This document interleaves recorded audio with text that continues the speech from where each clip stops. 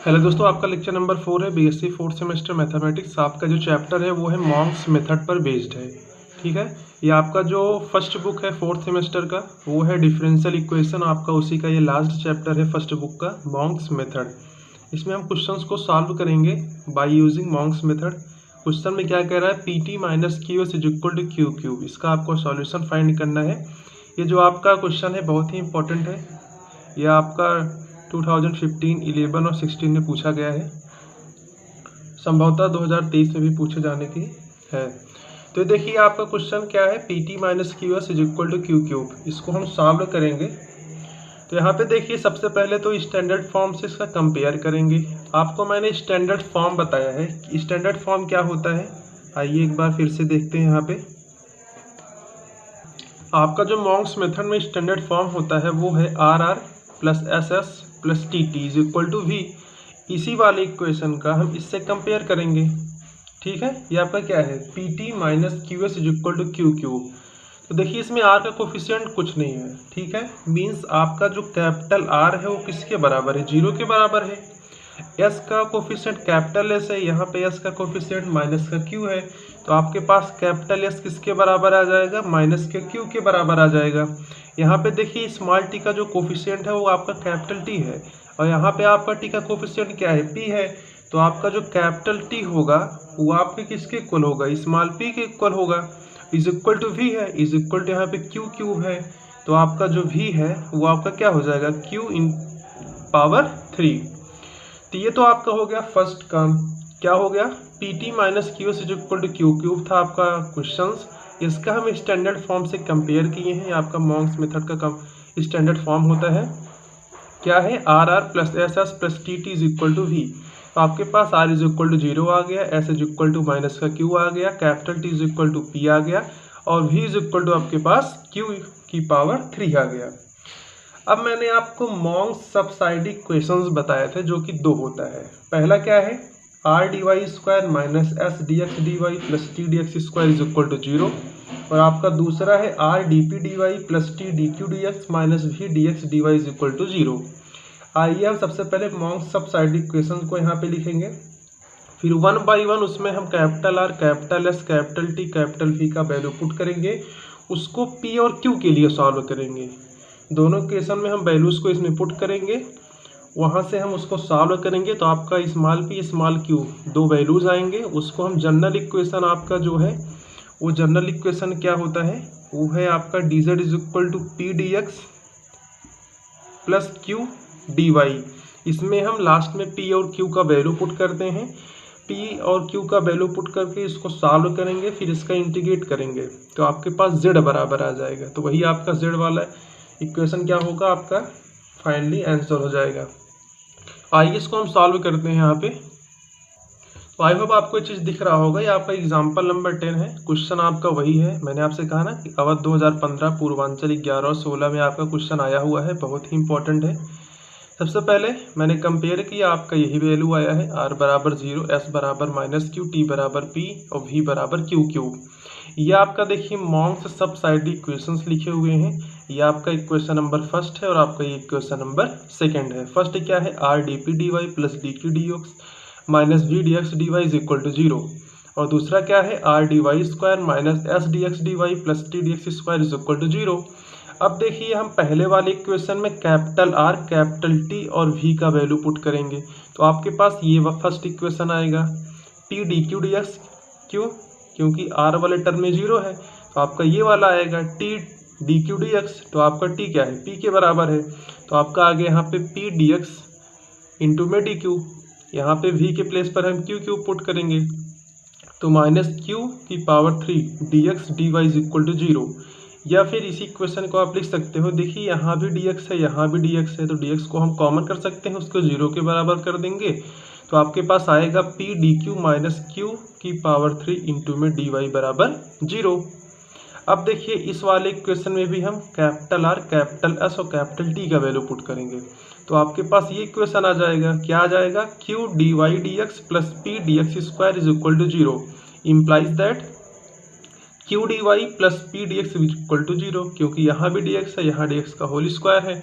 तो एक D x को हम कॉमन करके उसको 0 के बराबर कर देंगे। ठीक है, अब ये वाला इक्वेशन देखिए, वो चीज़ यहाँ पे लिखा है P D Y minus Q Q D Y is equal to 0।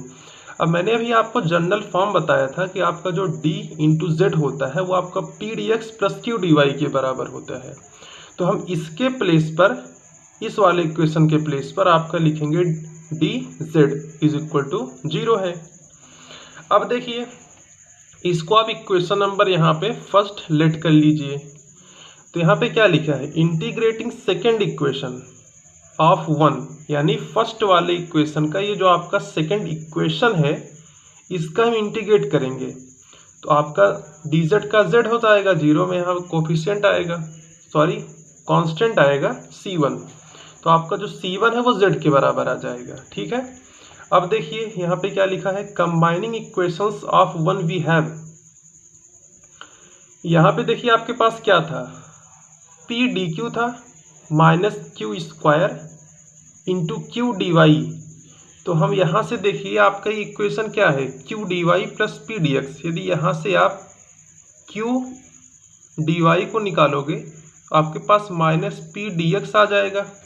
ठीक है, क्या आ जाएगा, Q D Y is equal to minus का पी इंटू डी एक्स। अब देखिए यहाँ पे हम, ये आपका क्यू की पावर 3 है, इसको आप क्यू स्क्वायर इंटू क्यू लिख सकते हो। तो क्यू डी वाई के प्लेस पर हम यहाँ पे माइनस का P into D X put करेंगे इस वाले इक्वेशन में, वो चीज़ आपका यहाँ पे लिखा हुआ है। ठीक है, तो आपके पास क्या है, पी डी क्यू माइनस, ये आपका देखिए क्वेश्चन नंबर जो 1 है ये आपका है P D Q minus Q cube D Y is equal to 0। इसी इक्वेशन में हम क्यू इंटू डी वाई के प्लेस पर हम माइनस का पी डी एक्स पुट करेंगे। सॉरी यहाँ पे पहले ही वाई लिखा था लेकिन यहाँ पे क्यू होगा क्योंकि आपका इक्वेशन तो यही वाला है ना। तो आपका हो जाएगा p into D Q minus Q square into Q D Y के प्लेस पर minus P D X put करेंगे इज इक्वल टू 0। अब देखिए ब्रैकेट को हम ओपन करेंगे तो माइनस माइनस प्लस हो जाएगा और p Q square D x हो जाएगा। ठीक है, चलिए नेक्स्ट पेज पे हम चलते हैं। अब वहाँ पे क्या करेंगे, p को कॉमन करके 0 के बराबर कर देंगे तो आपके पास आ जाएगा D Q plus Q square D X. अब क्यू स्क्वायर से हम ऑन बोथ साइड क्या कर देंगे, डिवाइड कर देंगे। तो आपके पास D Q upon Q square plus D X is equal to 0 आ जाएगा।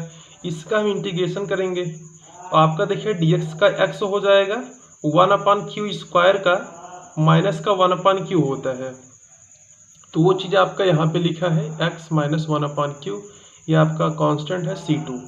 ठीक, इंटरमीडिएट सॉल्यूशन इज, तो यहाँ पे देखिए आपका ये सॉल्यूशन हो जाएगा x माइनस, यही वाला टर्म है बस C2 के प्लेस पर f ऑफ z हो जाएगा। ठीक है, तो x minus 1 upon Q is equal to F of z। इसको आप सॉल्व करेंगे तो आपके पास आएगा q ब्रैकेट में x minus F of z is equal to 1। देखिए आपने PP plus Q Q is equal to r, ये होता है लैग्रांजेस का स्टैंडर्ड इक्वेशन।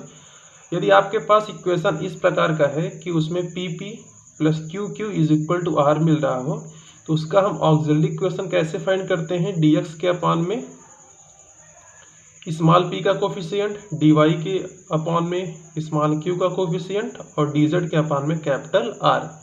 तो यहाँ पे देखिए p वाला टर्म नहीं है तो मीन्स dx अपॉन में 0 हो जाएगा is equal to dy upon में q का कोफिशिएंट।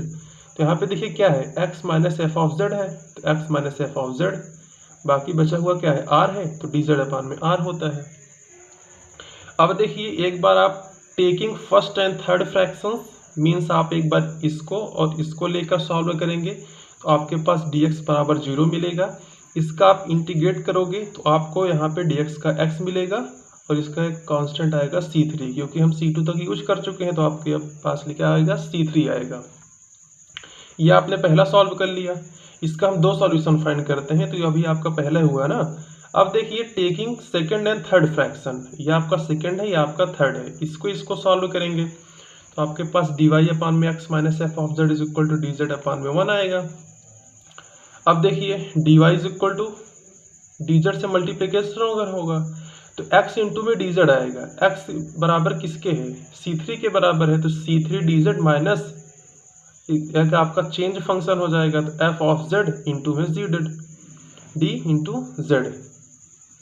अब देखिए इसका हम इंटीग्रेट करेंगे तो dy का हो जाएगा y, C3 कांस्टेंट है बाहर करेंगे, dz का हो जाएगा z, तो C3z minus phi of z का करेंगे तो आपका फंक्शन चेंज हो जाएगा, f ऑफ z हो जाएगा, प्लस एक नेक्स्ट कांस्टेंट आएगा, C3 तक हम यूज कर चुके हैं तो आपका C4 आएगा, या implies that y minus z into x, z into C3 था, C3 आपका क्या है x के बराबर है, तो y माइनस जेड एक्स हो गया, plus phi of z is equal to C4।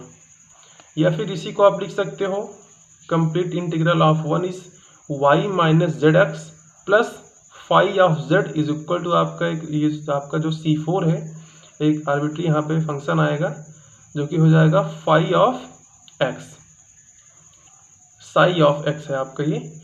तो क्या हो गया, it is complete integral of given equation phi and psi being arbitrary functions. तो ये था आपका क्वेश्चन जो कि आपके अवध 2015 पूर्वांचल 11 और 16 में पूछा गया था। बहुत ही इंपॉर्टेंट क्वेश्चन है आपके 2023 के लिए। तो इस वीडियो को यहाँ पे एंड करेंगे, इसके नेक्स्ट वीडियो में हम आपको और भी क्वेश्चन सॉल्व करवाएंगे। आई होप आपको लेक्चर पसंद आया होगा। यदि आपको लेक्चर पसंद आया हो तो हमारे चैनल को सब्सक्राइब करके बेल आइकन को प्रेस कर दीजिए। Thanks for watching this video, have a great day.